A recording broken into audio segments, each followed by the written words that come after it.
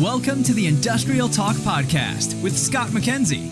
Scott is a passionate industry professional dedicated to transferring cutting-edge, industry-focused innovations and trends while highlighting the men and women who keep the world moving. So put on your hard hat, grab your work boots, and let's go. Hey there, welcome to the Industrial Talk Podcast. So glad that you are with me. I am so honored. You're listening to the number one industrial-related podcast in the universe. That is my story. That is what I'm sticking to. You are bold, you're brave, you dare greatly, you innovate. We celebrate you, the industrial professionals, the companies that get it done each and every time on this particular podcast because you deserve that celebration. Another great interview, another timely interview, another how are we going to get through this stew of challenges with the virus. We'll be talking to Lisa Ryan, Chief Appreciation Officer, strategist. Grategy is the company. How about that? Word mash there. All right, let's get going. Yeah, Lisa's fun. You're going to enjoy this particular interview because she brings the heat. Most definitely, she is wonderful. But before I get going, if you don't have Disney Plus, you need to. You need to get it. It's been great, especially during this time of virus, but it's been great.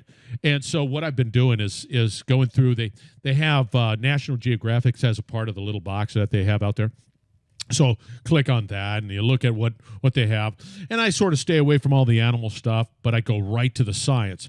And one of the things that I've been sort of rifling through during this time, because I've been harping on the collaboration necessity, the innovation requirements that are going to just have to be part of this new frontier we call post-virus, whatever it might be. And then, of course, in taking action. And so I'm sitting there, I'm thinking, oh, this is fantastic. And I'm looking at all this NASA documentaries about Apollo, about the Mars rovers, about the mission to the sun, and what the teams with that NASA had to create. And I'm just thinking to myself, of course, it's not on the same level, but I just was fascinated by the fact that there is no way that you could ever do what they are doing without a serious collaboration effort. No way. There's no way they were going to innovate without collaboration. It's so spectacular to see what they did and how they just created new stuff out of just like, okay, we're going to have to capture the sun's rays, so I have to create a box that captures it, but that thing has to be able to withstand temperatures of a gazillion degrees. But we can do it. And because I have a team around me and because I'm calling in help from various locations, I was just so fascinated by it. And the other thing I was fascinated by, that everybody's like shaking their heads, yeah, this is pretty cool, this is cool. But they knew that they're going to make mistakes. They knew that they were going to fail at something, but they just kept at it. They kept refining. They were just taking action. So when I start talking about collaboration and I start talking about innovation and I start talking about action, holy cow, that is a great example. And boy, is it just, I don't know, it's so motivating because when you start listening to these scientists talk about the challenges that they had to deal with, I'm telling you, man, it's just spectacular. Disney Plus is where it's at. Collaboration, innovation, take action. Now is the time. Speed.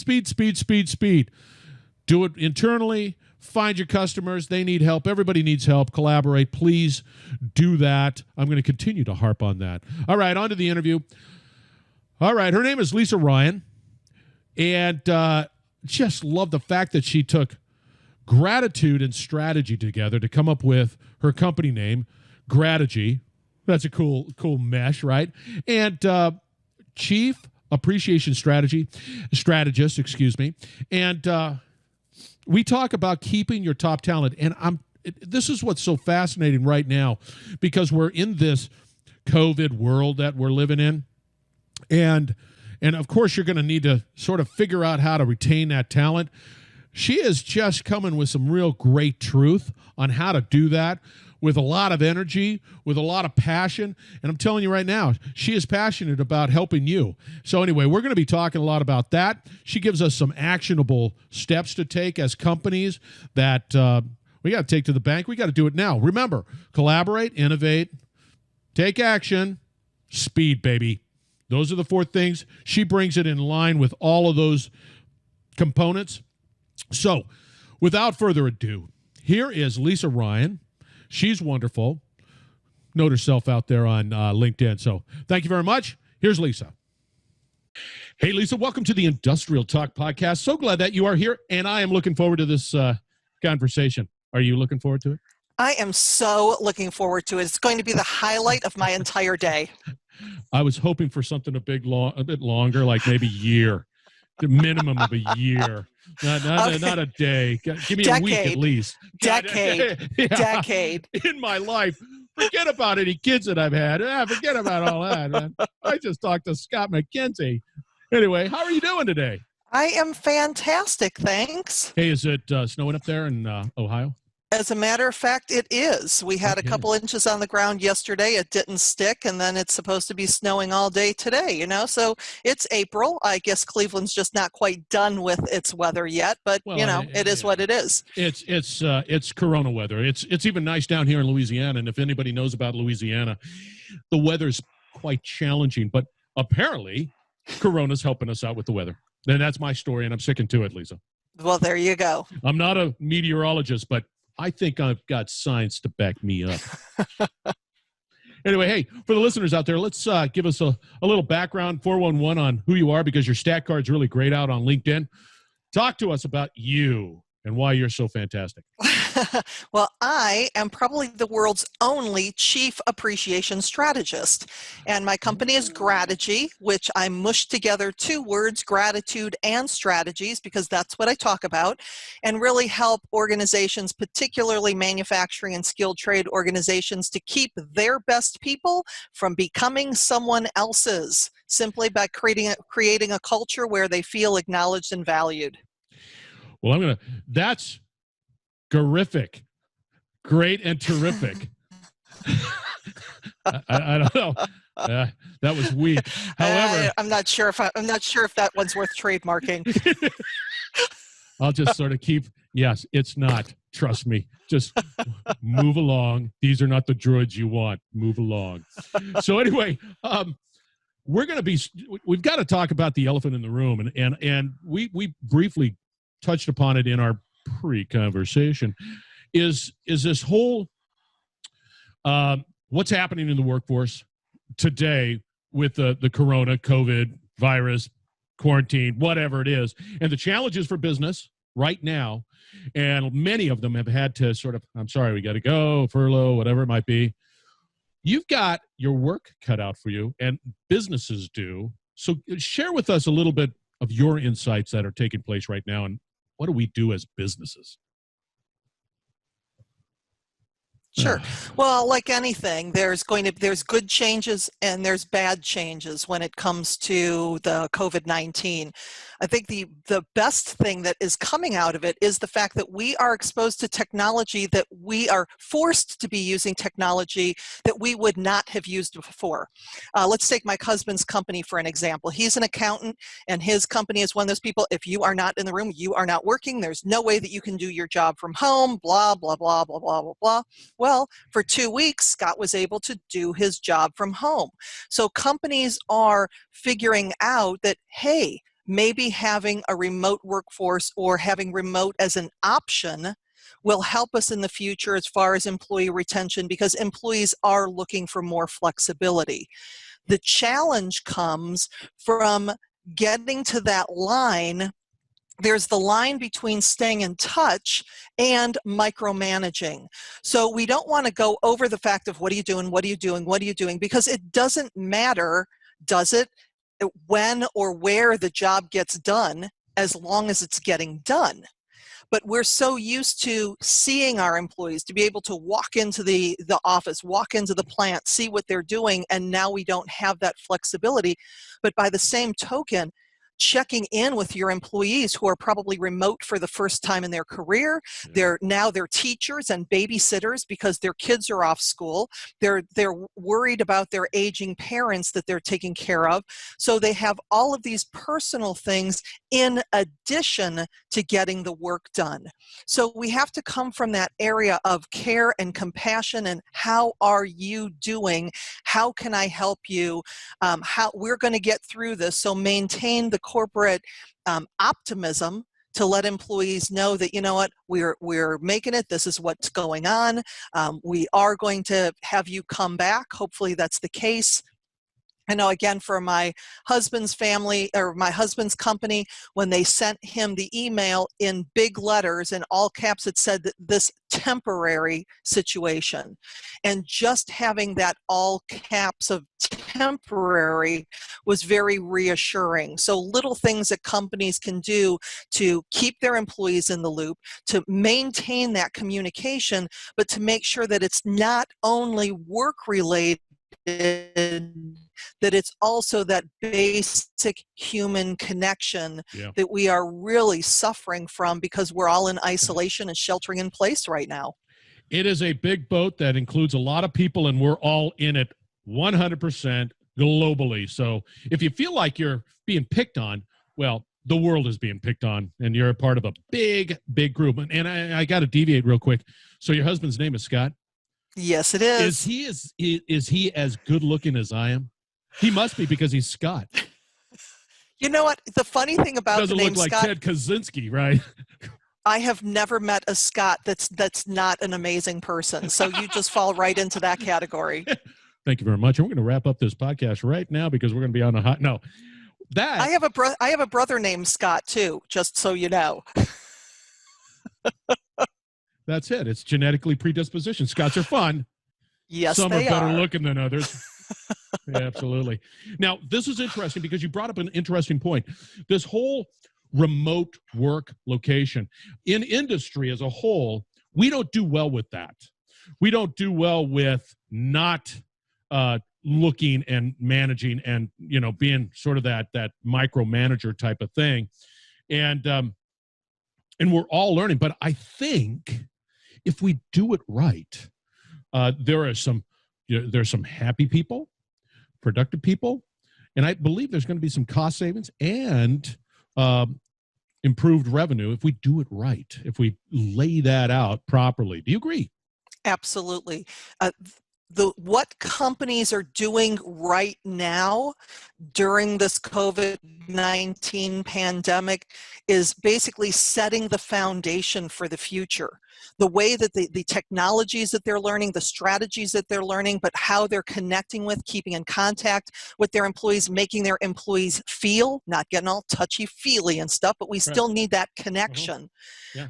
But this is the time that when we do go back to work, they're either going to be like, oh my goodness, I'm going to stay with this company forever because they really took care of me. I really felt cared about. Or they're going to be like, you know what? I am so out of here because I can't believe I didn't hear from my boss once. That they didn't care that I was taking care of my kids and all this other stuff. All they cared about was the work.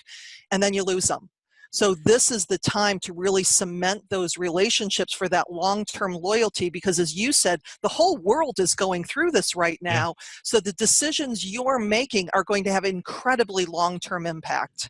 You know, it's I believe along the same lines as what you were talking about. I believe that people are watching companies and see how companies are behaving through this challenging time. I believe companies will gain greater market share or success if they demonstrate the willingness to give, to sacrifice, and think of the other, because people are watching, because people are hurting, and there's a lot of anxiety out there. And I'm just telling you right now, do not go back to the way you were. Figure out how you innovate going forward from a human perspective, a human capital perspective, and I think you're going to do much better. Well, and just think about the different manufacturing firms that I know in Cleveland here, we have a beer manufacturer that's now making hand sanitizers. We have clothing manufacturers that are making masks. We have auto manufacturers that are making ventilators. So just having employees that are a part of, you know what, I work at a plant where we help to make a difference. We were able to pivot, which I know is like the most cliche word on the planet right now. It is. But we were able to. It's not going to be on your, I'm not going to write it down. Let's just put it that way. I'm not going to say. No. But it really is something that, you know, these employees that are working for those companies that were able to make those changes basically on a dime. You know, sure, we made beer, which is a fun product, but now we're making hand sanitizers. It's changing lives, it's saving lives. And I was a part of that because people want to be part of a mission that's bigger than them. Yeah. And a lot of manufacturers are giving them the opportunity to do that. Isn't it fascinating that manufacturing, and just in general, is able to shift lines and be able to do something that quickly, right? I manufacture beer, and then somebody says, hey, you got to do some hand sanitizer. Okay, we can do that, tweak here, do this, adjust that, boom, and now we're in the hand sanitizer. And then go back to, you know, producing beer, whatever that is. It fascinates me. I think that ingenuity is fantastic. Well, and I think that, again, that's one of the positives that is coming out of this. If you would have told this beer company 2 months ago, hey, you're going to be making hand sanitizer, they'd be like, are you insane? We don't do that. We are a beer company. We've been doing this for 100 years, blah, blah, blah, blah, blah. But you get stuck. Yes. And when you can't do what you need to do, to just figure out what that next change is going to be. And like I said, turn on a dime. It's been an amazing process to see what companies have done. Yeah, and companies are doing, I'm manufacturing ventilators. It's like, ventilators? How do you do that? Whatever it is, that's pretty spectacular. Right. It is. Okay, so we've laid it out. We understand that we're in this boat and it's pretty challenging, and some parts are filling up with water, and we're trying to bail it out, and we're trying to help everybody sort of get back to the new normal. I hate saying that too, but there is business as usual is not going to happen. Is not going to fly going forward. So be innovative, and I'm a big fan of collaboration. You don't have all the answers. That's why I'm talking to you, Lisa. You have all the answers, fortunately for me. That's a big doggone beam to put on your shoulder, but you got it. You got a strong back. You can handle that. Wow, holy cow. Yeah, right there. Lisa has all the answers, so reach out to her. She's got it. Anyway, we've got some actionable items. Like right now, what do you recommend, primarily companies and even employees? I mean, this is across the board. What do you sort of recommend if we're, trying to, be more gratitude-ish?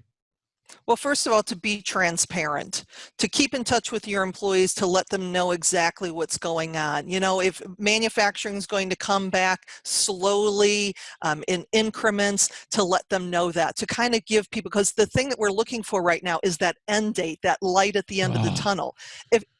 If you don't know it, that's okay.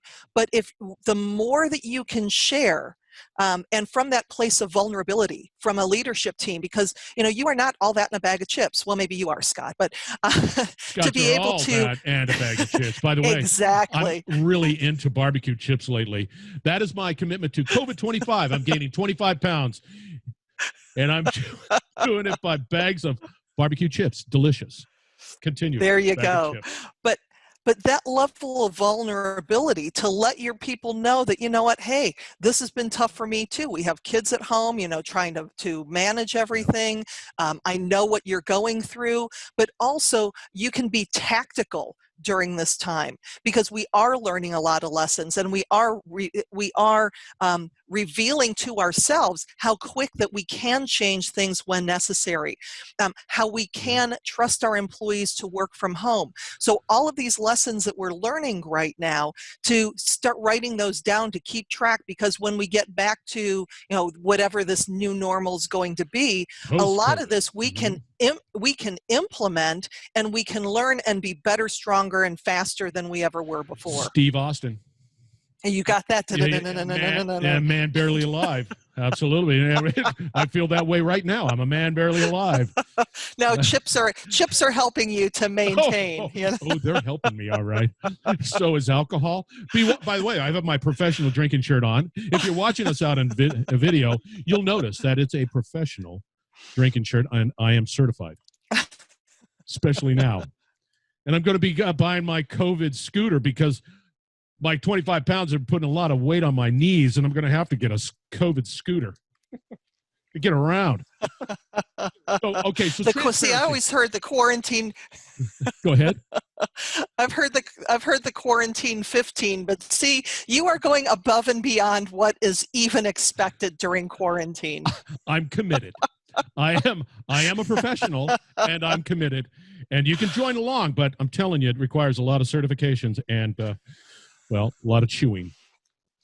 However, so we've got transparency. One, what is it? And that's real important. I don't want to gloss over that. And I think right now, and I'll share with you, I feel the same way. It's like this has been going on and on. I might have had different energy in the beginning, like I'm going to be everybody's, I'm going to reach out and say, how are you doing? And then it just keeps going on. And it's after a while, you're like, I'm rolling out of bed. I make some coffee. I'm going to walk the dog. And it's the same thing. How do you that's a challenge right now. Yes, it is. It definitely is. So we've got transparency. What other thing can we do? The second one would be to be tactical or to be strategic, to figure out what it is, the changes that you've made, and see how you can make those into permanent changes. Maybe there is some more flexibility, obviously not with your production staff because you can't really telecommute and make stuff, right. But maybe there's a little bit more flexibility for some of your, non-production staff of being able to work from home, of giving that flexibility. And then the third one is really, and the most important, is to express sincere appreciation. Let employees know that you value that they're getting the job done, that you know what they're juggling, that they're committed to your organization, and really just those simple words of saying thank you and being specific as far as what it is that you're recognizing them for. That's how you make the connection. That's how you let people know that they're cared about, that they feel valued, that you're recognizing their good work instead of always beating them up for this isn't right, or this wasn't on time, or this was late, or whatever. But we just need to really come from it from a more human standpoint than we ever have before. And the nice thing is that when managers and business owners see the positive results of that acknowledgement, it's going to be a lot easier to continue to do that, because sometimes we just kind of forget. Sometimes we forget everything's, production's running smooth, everything's fine. Well, why would I acknowledge it? That's what they're supposed to do. Right. But, miss a deadline or something screws up in production, it's like, oh, that's just the most terrible thing that ever happened. Right. So now we can just, we maintain business. Yay us and yay you for being a part of it. So that simple human connection, staying in contact, coming from value, acknowledgement, appreciation, out of everything that comes out of that would be the number one recommendation by far. How do you ensure sincerity? Because, you can go down the old checkbox. It's like, all right, today my goal is to express my appreciation, check. And the next one is going to, how do you that sounds like the heart of the individual. How do you ensure sincerity? Well, you know what, it's funny, when I'm doing my live programs, I'll tell the audience, it's like, oh yeah, and if you guys think that this is all about, oh, that Lisa Ryan woman told me I need to thank 5 people today, all right, thank you, check, is that 5? It's like, no, that's not working, because employees can tell when you are not sincere. So when we focus on the specifics, instead of, hey, great job, or thanks, I really appreciate the fact that you stayed after 30 minutes to get this out.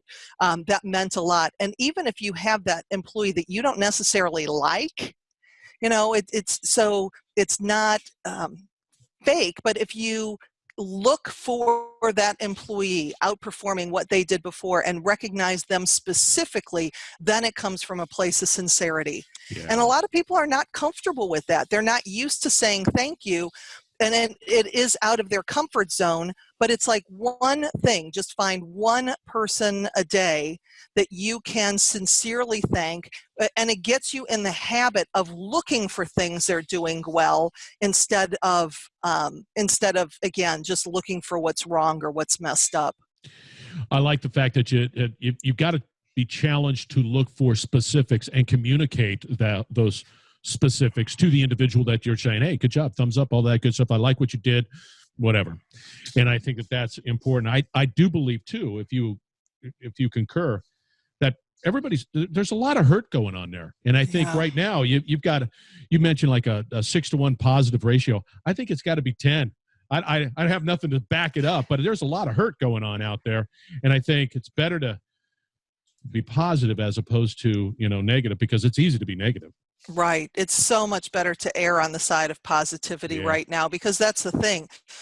Not only, we don't know if there are the people that work for us have family members that are sick, if they have kids that are sick, if they are not feeling well themselves. There's so much fear right now that's, of course, being fed by the media and social media, and everybody's just making up stuff because they heard something online somewhere.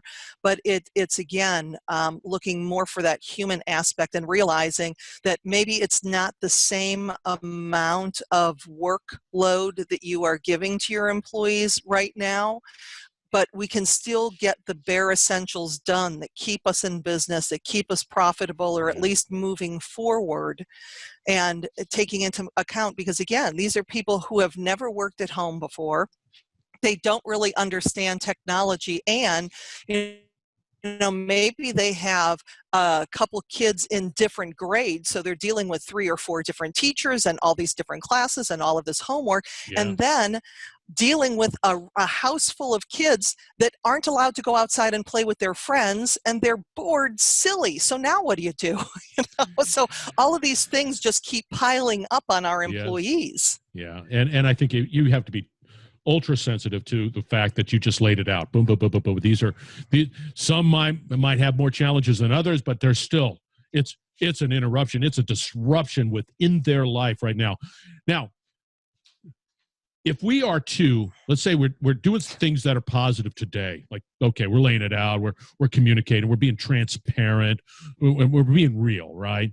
Right. Now we're talking about culture and trying to change the culture going forward to be more positive, to be more transparent, to be more supportive and, gracious in how we interact. Talk to us a little bit about the necessity to have that culture.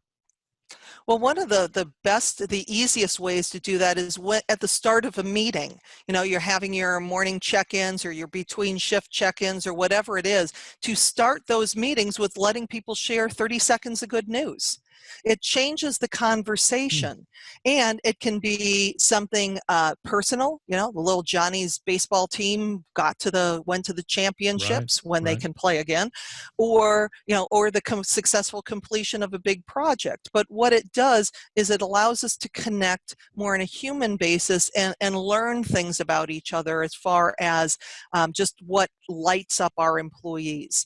One thing that I talk about again in my programs is the All About Me sheet, where you can actually do some kind of survey. What's your favorite, $10 gift card? What's your favorite candy bar? Do you like public recognition or private recognition? All these little things, so that when an employee does something well, that we can specifically recognize them the way they want to be recognized.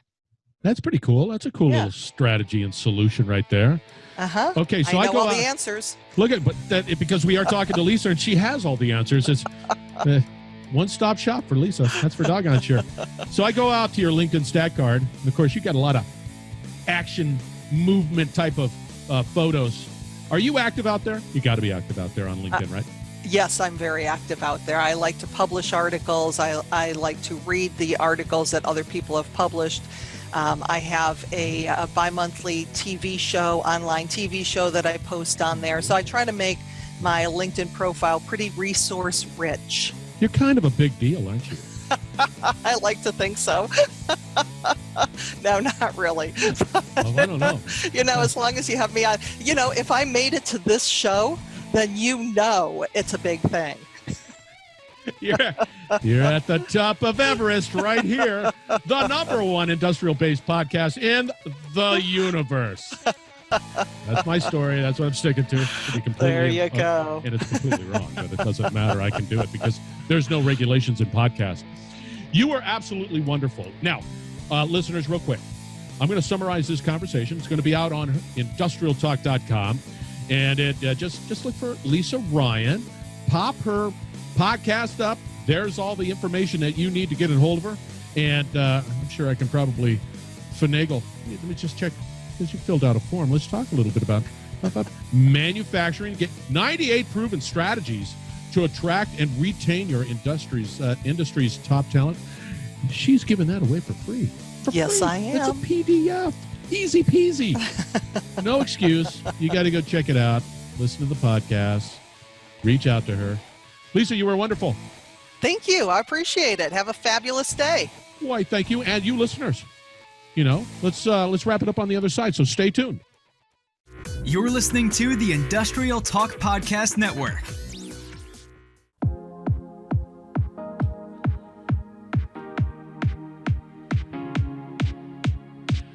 Thank you again. Thank you very much for joining the Industrial Talk Podcast. That's Lisa Ryan, a.k.a. What a Spark Plug, and passionate about your success. What an honor to be able to have her on the Industrial Talk Podcast, dropping out those, reality truth bombs. Fantastic stuff. Go to her website. That is LisaRyanSpeaks.com. LisaRyanSpeaks.com. And, of course, she's the Chief Appreciation Strategist. I mean, her stat card out there, too. I go on LinkedIn. That's pretty doggone good, too, as well. And once again, thank you very much for joining the Industrial Talk Podcast. Okay, here are a couple of things. One, start collaborating now. You don't have all the answers. You got to have the answers, and it's only going to come through collaboration. Think about NASA and what they do. You're going to have to innovate, not just innovate from a technology point of view, but innovate from your business model. What are you going to do? There's just stuff that you got to handle today for tomorrow, right? Resiliency. We got to do that. Take action. Don't just plan it. Don't just talk about it. Don't just surf the net on it. Take action. Make it happen. One little step at a time. You'll be okay. And the last one? Speed, baby. Speed. We're going to be coming out with a sales, marketing, and branding, all dedicated to speed. So stay tuned on that one. All right, be bold, be brave, dare greatly. You're changing the world. Thank you very much. We will be back with another great interview shortly.